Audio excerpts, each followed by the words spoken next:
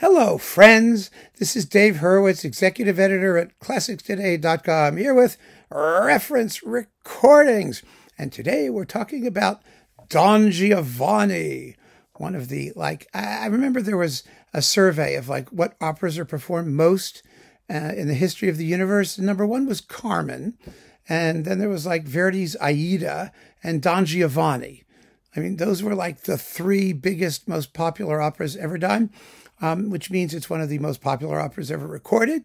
It has the most recordings, and many, many, many recordings. However, the reference recording is a classic, which remains a classic to this day. And you guys nailed it. When we started doing this series, some of you, when I did the first opera, I think, what was the first opera we did? We didn't do Carmen yet. It was something else. It was on EMI. It was, Tosca, the Callas Tosca. And a bunch of you made lists of operas. And you all had the same pick for Don Giovanni. It's the Giulini. Yes.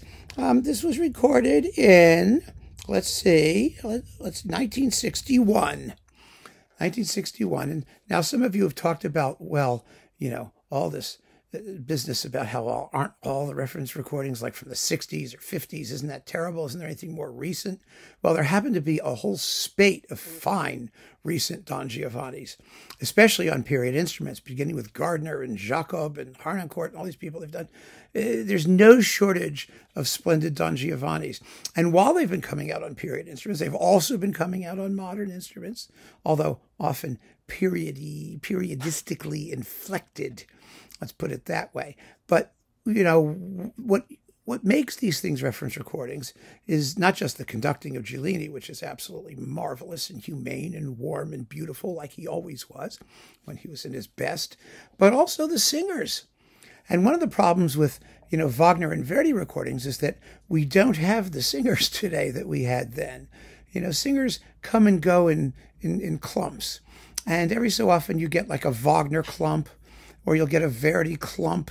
Right now, we are, possibly because of the period instrument movement, we're in an early music clump. I mean, there are many fabulous Handel and Baroque music singers.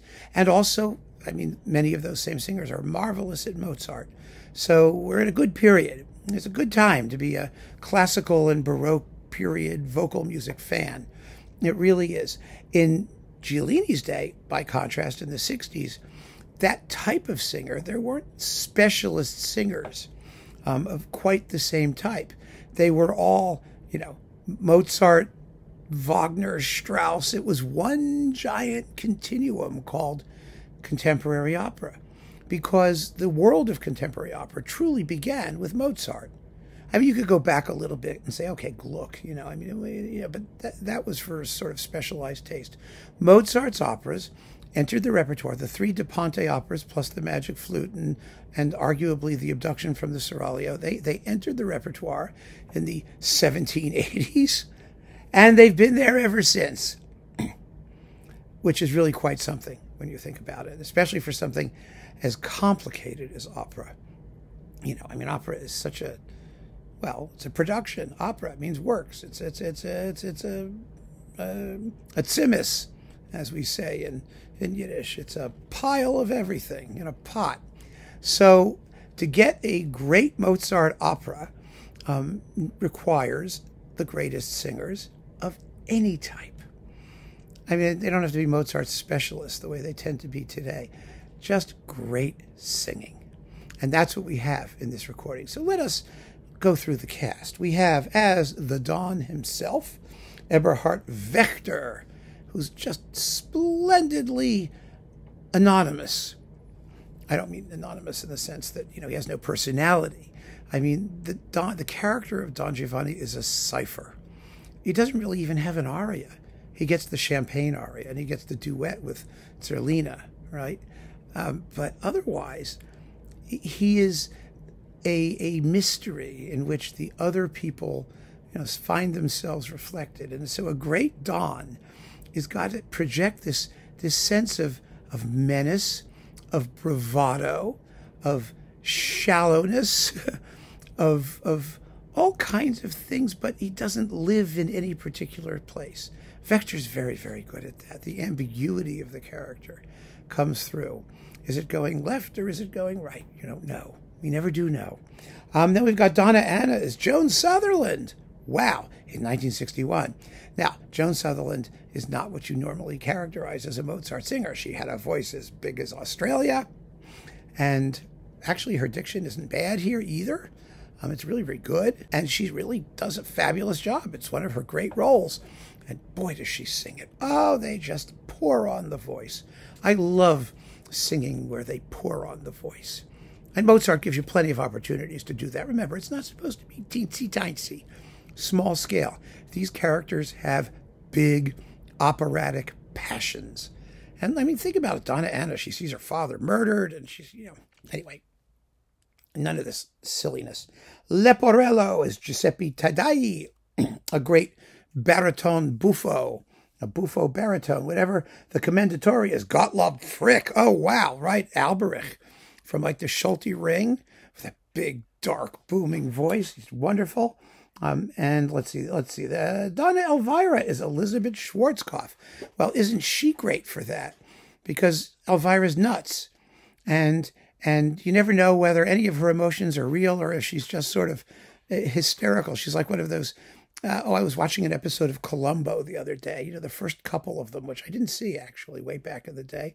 And it's about this movie actress who arranges the death of her blackmailer, and she gets it wrong, and then the blackmailer's girlfriend is the one that gets killed.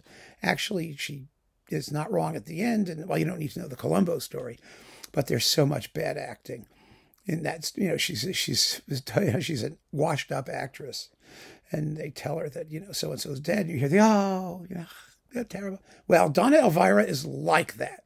She is a drama queen. And Elizabeth Schwarzkopf, who never had a sincere note in her entire career, I'm just joking, but you know what I mean. She's a very, very, some people would say mannered, others would say studied, and singer. And she's great for Elvira. Let's put it that way. Her Mitrati is really something special.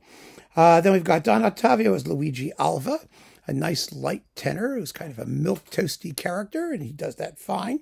And Mazzetto is Piero Cappuccilli, and Zerlina is Graziella Sciuti. Sciuti, how do you pronounce that in Italian? I should know better. My brother-in-law will kill me. Anyway, you've got the Philharmonia Orchestra and Chorus in 61, the best orchestra in the UK, possibly in Europe at the time, or one of the best. And it was recorded on Walter Legg and EMI, and it's all of that stuff. It's an absolutely first-class performance all the way. It deserved to be the reference when it came out. However good many others were. Remember, there were other things happening on other labels. We don't have to go into them, because this was the one that everyone said you had to have, and the one that you compared to all the others. Fabulous castings, top to bottom, and an extraordinary conductor, and an opera that's like nothing else. One of the cool things about Don Giovanni, actually, it's the opera that, of course, many characterize as, bridging the gap between the classical and the romantic aesthetic, because it has the supernatural, the cemetery scene, and the creepy, and the, bits in the overture, and the Don getting sucked down to hell at the end. And there is that sense that we are busting through the sophisticated and witty poise of mere classical comedy and branching out into something else. Der Freischütz, the ultimate romantic opera, isn't so far away in spots. And you really get a sense of that. And you get a sense of that in this performance, and it is just the reference. So keep on listening, friends. Thanks for joining me. Take care.